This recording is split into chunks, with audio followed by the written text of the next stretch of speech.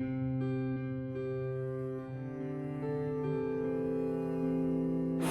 I'm Rachel Wolf. I am here for my 7th year at Kutztown University. I'm in my graduate program. I'm going for student affairs and higher education. My undergrad was also completed here at Kutztown, and in 2017 I received my bachelor's degree in sociology. So when I was growing up, anxiety, depression really runs through my family, so thankfully I grew up in a household where we were able to talk about these things. It wasn't something that we needed to turn the cheek to or be quiet, so from that standpoint it was a huge blessing. And I would struggle. I'd go through periods of school where I would be in the bathroom sick every day, anxious, not being able to eat for weeks at a time, and a lot of my family encouraged me to seek help, and I wasn't really in a place that I wanted to do that. So of course I kind of prolonged the inevitable and kind of just pushed it through, thinking that I was going to be the only one that can help myself. And I think a lot of it goes to the stigma.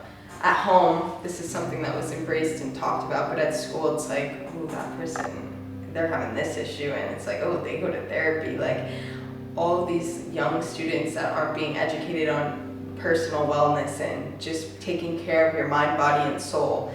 And I think a lot of that just came out of fear. I didn't want to have to admit that I needed help. I thought that I would be the one to be able to take charge and shake it.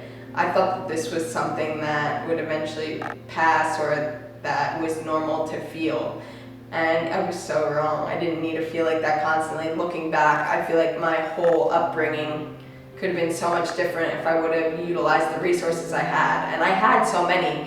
My parents were very big on me needing to initiate getting help, and obviously I appreciate that because it was definitely a journey I needed to take for myself. But I think thinking about it, I think that's what hurts me the most, that myself as someone who had been given those tools and support, seeing some of my peers who have families who don't recognize mental illness, or people who are afraid to talk about them and speak out. And I think if we just kind of are able to move past that sense of pride and like strength, we'll find an even greater sense of strength knowing that we can rely on our community, rely on each other to really get through.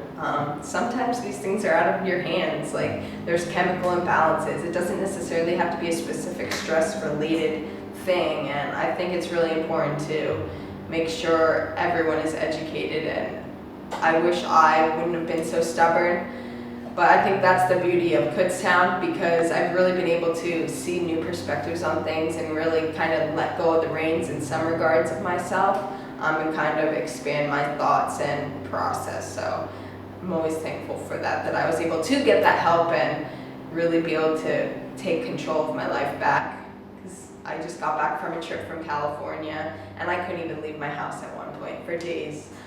So thinking about where I was 2 years ago to where I am now, having panic attacks that would be 8 hours straight, non-stop, and then having to recover for a whole day of just shaking, being trapped in an anxiety-ridden headspace, to getting a little anxious, but making sure to go to my therapist beforehand, do some meditation, doing things that I know are going to help me find my peace, to give me the courage to take on these tasks. And that's what I do, like utilize and just talk about it, just because I know I was in the position where I didn't want to talk about it, I didn't want to receive help.